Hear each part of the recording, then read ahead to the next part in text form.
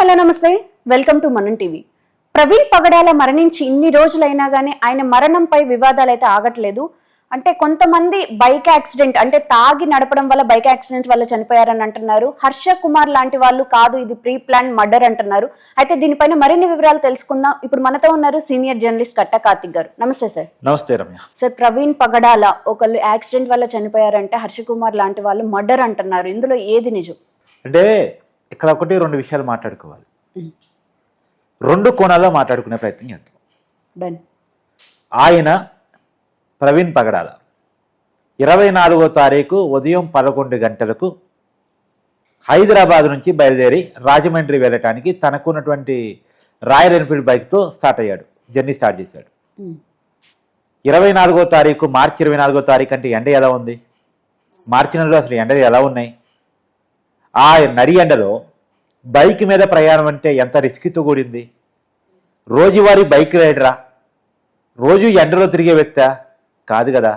మరి అలాంటి వ్యక్తి వందలాది కిలోమీటర్లు, ఒక్క విజయవాడకే 300 కిలోమీటర్లు, ఆ పైన 150 కిలోమీటర్లు రాజమండ్రికి, మొత్తం 450 కిలోమీటర్లు బైక్ మీద ఎలా సాధ్యమని అనుకున్నాడు? పైగా ఇప్పుడు అందుబాటులో ఉన్నటువంటి సీసీ కెమెరా ఫుటేజీల ప్రకారం, వివరాల ప్రకారం అతను ఎల్బీ నగర్ నుంచే మద్యం తాగటం స్టార్ట్ చేశాడు, మద్యం బాటిల్ కొన్నాడు. విత్ ఎవిడెన్స్ నేను చూపించగలను. అంటే బయట సర్క్యులేట్లో ఉన్నవే మన కళ్ళ ముందు కొన్ని ఎవిడెన్స్లు కనపడతా ఉన్నాయి.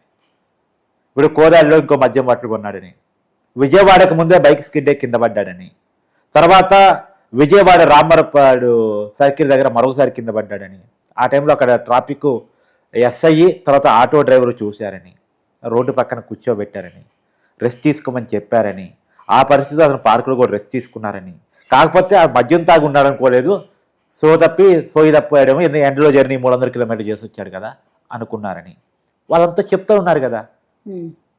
తర్వాత అతను బైక్ నడపడం తర్వాత కూడా పోలీసుల మాట వినకుండా అదే బైక్తో, హెడ్ లైట్ పరిగిలో ఉన్నటువంటి బైక్తో రాత్రిపూట జర్నీ విజయవాడ వరకు వచ్చేసరికి చీకటి పడిపోయింది.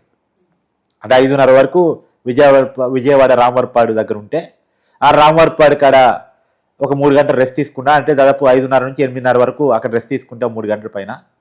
తర్వాత మళ్ళీ 8:30 తర్వాత స్టార్ట్ అయ్యి చిన్నగా జర్నీ స్టార్ట్ చేస్తే మళ్ళీ ఏరూరు దగ్గర ఇంకేదో మద్యం బాటిల్ కొన్నాడనేటువంటి సీసీ కెమెరా ఫుటేజ్ కూడా బయట మీడియాలో అవైలబుల్గా ఉంది, సర్క్యులేట్ అవుతా ఉంది సోషల్ మీడియాలో. సరే, ఇవన్నీ కూడా అబద్ధాలు అనుకుందాం రమ్య, ఇవన్నీ కూడా అబద్ధాలు అనుకుందాం. కనపడుతున్న మద్యం బాటిల్ కొంటుంది ప్రవీణ్ పగడాల కాదు, బండిని షేక్ చేస్తూ నడుపుతుంది ప్రవీణ్ పగడాల కాదు, హెడ్ లైట్ పగిలిపోయిన బండి నడుపుతుంది ప్రవీణ్ పగడాల కాదు. ఇవన్నీ కూడా ఒకసారి మర్చిపోదాం, ఇవన్నీ మన మైండ్లోనికి డిలీట్ చేద్దాం. డిలీట్ చేసి వాళ్ళు అనుకుంటున్నట్టు మర్డరు అన్న కాడికి వచ్చేద్దాం. ఎవరో వెంట పడి తరిమి ఆయన ఏదో చేశారు అన్న పాయింట్కి వద్దాం. అంటే వాళ్ళ వర్షన్ కూడా ఒకసారి మాట్లాడుకోవాలి కదా. ఆ వర్షన్లోకి వచ్చి మాట్లాడుకుంటే, ఇప్పుడు నిన్నెవరన్నా వెంటపడి తరుముతున్నారనుకో, వెంటనే నువ్వు చేసే పని ఏంటి? దగ్గరలో ఎక్కడ జనాలు ఉన్నారో అక్కడికి వెళ్ళి వాళ్ళ సహాయం అడుగుతాం, సేఫ్ ప్లేస్ చూసుకుంటాం.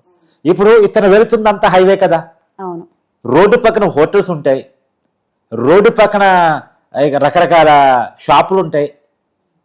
ఈవెన్ దో టోల్ ప్లాజాలు ఇతను దాటిపోయాడు, ఒకటి కాదు 4-5 టోల్ ప్లాజాలు దాటిపోయాడు. ఏ టోల్ ప్లాజా దగ్గర ఆగి అక్కడ టోల్ గేట్ సిబ్బందిని నా వెంట పలానోళ్ళు పడుతున్నారు, నాకు మీరు రక్షణ కల్పించండి అని అడిగితే, అక్కడ వాళ్ళు నిలబడితే వాళ్ళతో పాటు ఉంటే సేఫ్ జోన్లో ఉండేవాడుగా. మరి ఎందుకు లేడు? 100 కాల్ చేసి ఉండొచ్చు కదా.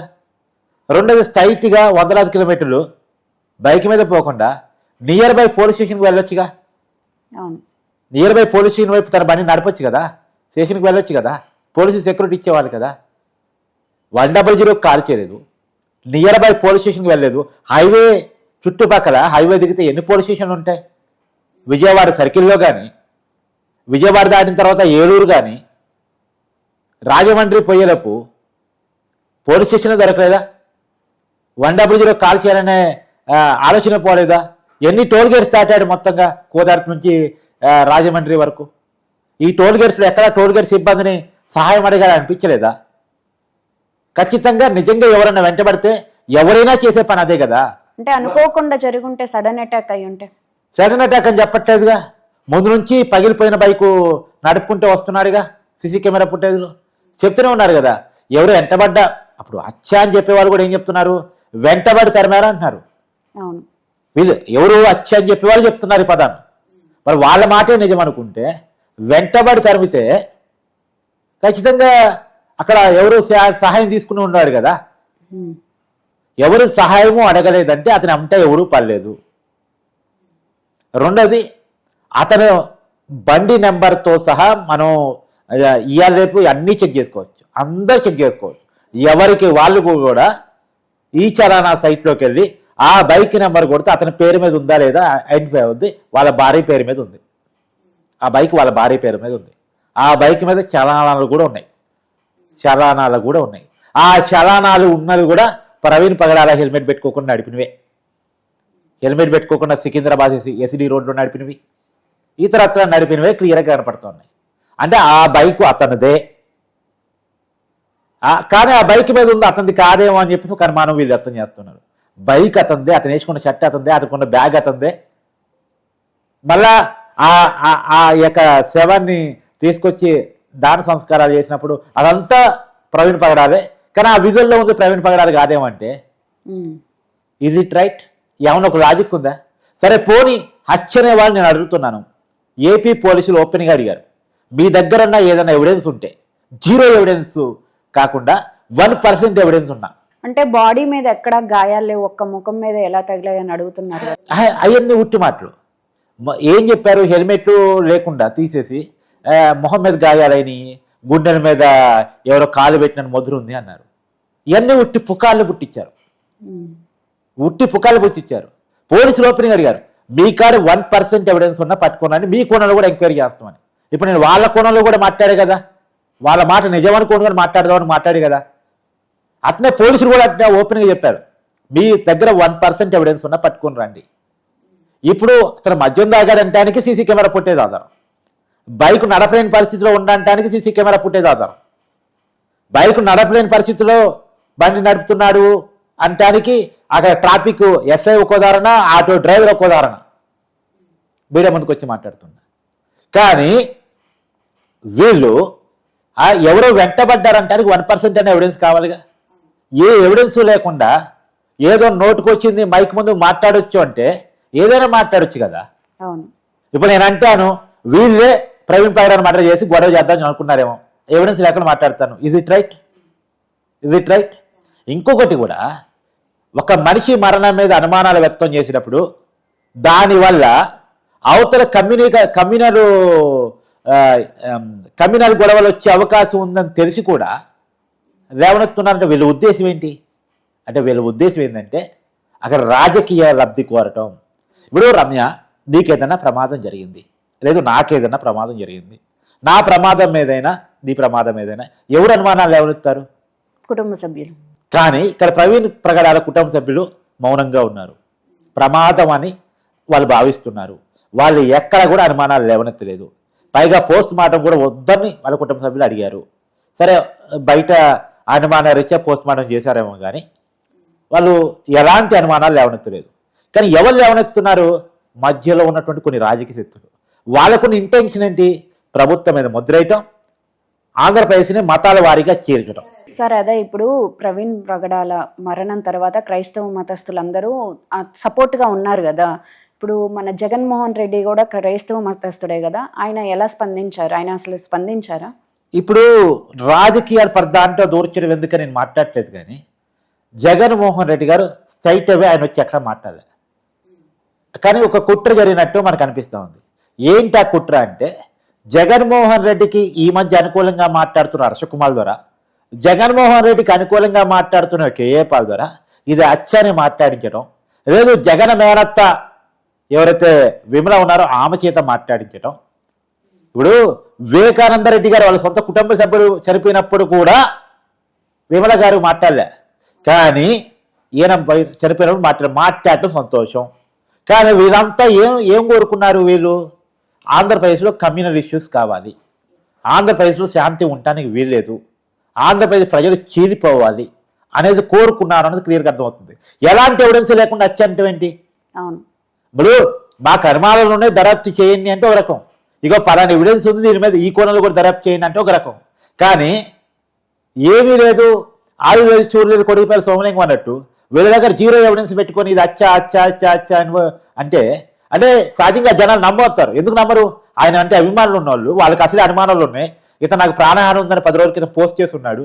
ఆయన అభిమానులు నమ్ముతారని తెలిసి కూడా వీళ్ళు కావాలని వాళ్ళని నమ్మించడానికే, వాళ్ళని మోసం చేయడానికే. కానీ జరిగిందేందో తెలుసా? మా ఊరికి అయితే రమ్య కుటుంబ సభ్యులకి ఏదైనా అనుమానాలు ఉంటే పోలీసులు చెప్తే ఆ 4 గోడల మధ్య కుటుంబ సభ్యులకి ఇదమ్మా జరిగింది, మీ వాడు మద్యం తాగాడు, ఎల్బీ నగర్ దగ్గర తాగాడు, కోదాడలో తాగాడు, ఏలూరులో తాగాడు అని కుటుంబ సభ్యులకి మాత్రమే చెప్పేవాళ్ళు. బయట తెలిసేది కాదు ఈ విషయం. కానీ ఇప్పుడు ఇష్యూ పబ్లిక్ కావటం ఫలితంగా, మొత్తం సమాజం సీసీ కెమెరా ఫుటేజ్ చూడటం ఫలితంగా ప్రవీణ్ పగడాల చనిపోవటం వల్ల ఆ కుటుంబం ఎంత బాధపడుతుందో ఇవాళ ఆ సీసీ కెమెరా మీద మీడియా మొత్తం చర్చించడం మీద అంతకన్నా ఎక్కువ బాధపడుతుంది. ఆయన క్యారెక్టర్ అసాసినేట్ అయింది కదా. వీళ్ళు ఆ కుటుంబాన్ని మనోవేదన గురి చేస్తూ కూడా రాజకీయ అవసరాల కోసం చూస్తున్నారు. రాజకీయ చలిమంటలు వేసుకుంటున్నారు. చలిమంటల్లో వేడి కాల్చుకుందామని చూస్తున్నారు. వైసీపీ నాయకత్వం కానీ, వైసీపీ పార్టీ కానీ, వాళ్ళు రేపుతున్నటువంటి కమ్యూనల్ ఇష్యూస్ కానీ, వాళ్ళు పెయిడ్ ఆర్టిస్టుల ద్వారా మాట్లాడిస్తున్న తీరు వల్ల కానీ ఎవరు క్యారెక్టర్ బయటపడింది? ఎవరి కుటుంబం బోరు నేడుస్తుంది? ప్రవీణ్ పగడాలు. ఎస్, వీళ్ళు ప్రవీణ్ పగడాలకు మంచి చేయకపోగా ఆ కుటుంబాన్ని ఇంకా ఇంకా ఇంకా ఇంకా బాధ పెడతా ఉన్నారు. 4 గోడల మధ్య చర్చించాల్సిన విషయాలన్నీ కూడా పబ్లిక్ లో పెట్టారు. వీళ్ళు మామూలు కూడా road accidents, drunk and drive accidents జరుగుతాయి. జరిగినప్పుడు ఆ కుటుంబ సభ్యులకు తెలుస్తాయి. ఆ కుటుంబ సభ్యులు ఏదో వాళ్ళని జరిగిన పొరపాటు మీద రివ్యూ చేసుకున్నా ఏదో వాళ్ళ బాధ వాళ్ళది. కానీ ఇప్పటికే పుట్టారు దుఃఖంలో ఉన్న కుటుంబాన్ని ఇంకా ఇంకా ఇంకా ఇంకా ఏడ్పిస్తున్నారు వీళ్ళు రాజకీయ చలిమంటల్లో. ఇంకా ఎందుకు అచ్చని మాట్లాడుతున్నారు? క్లియర్గా డెవలెన్స్ మాట్లాడుతున్నా అని వీళ్ళకి రాజకీయం తప్ప, వీళ్ళకి రాజకీయ ఆలోచన తప్ప ఆ కుటుంబం యొక్క వేదంతో కానీ, ప్రజల మనోభావాలతో కానీ, సమాజం యొక్క కలివిడి తత్వంతో కానీ సంబంధం ఉండబోదా? ఇది స్ట్రైట్గా జగన్మోహన్ రెడ్డి గారిని అడదలుచుకున్నా. మళ్ళీ జగన్మోహన్ రెడ్డి గారు నిన్నేం చేస్తారు? రాష్ట్రంలో శాంతి భద్రతలు ఏమని ట్వీట్ చేస్తారు. ఇప్పుడు యాక్చువల్గా ఇదంతా ప్లాన్డ్. వీళ్ళు ఫస్ట్ ఇష్యూస్ లేవనెత్తాలి. ఈ ఇష్యూస్ వల్ల జనాల మధ్య గొడవలు జరగాలి. మళ్ళీ వాళ్ళే పెడతారు. మళ్ళీ ఆ గొడవలు వచ్చి జగన్మోహన్ రెడ్డి గారి పరామర్శించేసి ఏదో రాష్ట్రంలో శాంతి భద్రతలు ఇవ్వని చెప్పేసి ఒక పెద్ద ధర్నా చేయాలి. ఇది అలా అనుకున్నారా అనిపిస్తుంది. ఇది ఒక ప్లాన్డ్గా ఒక ప్రయత్నం చేశారని. కానీ ఇక్కడ మనం అప్రిషియేట్ చేయాల్సింది ఏమంటే క్రైస్తవ సమాజాన్ని మనం అప్రిషియేట్ చేయాలి. వీళ్ళు రెచ్చగొట్టాలని చూసినా ప్రజలు రెచ్చిపోలే, కుటుంబ సభ్యులు రెచ్చిపోలే. వాళ్ళు చాలా సంయమనంతో పోలీసులు సహకరించారు, ప్రభుత్వాన్ని సహకరించారు.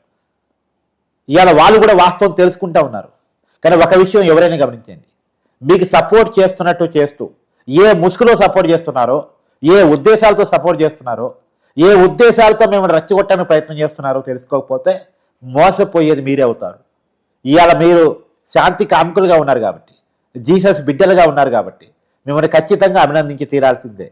రాష్ట్రంలో ఎలాంటి ఇష్యూస్ లేద్దామని ఎవరు ప్రయత్నం చేసినా మీరు రెచ్చిపోలేదు. కానీ ఇప్పటికీ మిమ్మల్ని రెచ్చగొట్టడానికి, మీలో ప్రభుత్వ వ్యతిరేక బీజాలను నాటడానికి, లేనిపోని అనుమానాన్ని, ఎవిడెన్స్ లేని అనుమానాన్ని పదే పదే చెప్పడం ద్వారా నమ్మించడానికి చాలా ప్రయత్నాలు జరుగుతున్నాయి. కానీ వాస్తవాలను నమ్మండి, నిజాలను నమ్మండి. జీసస్ చెప్తాడు, నేనే సత్యము నేనే మార్గం అని. జీసస్ నేనే సత్యము నేనే మార్గం అని చెప్తాడు.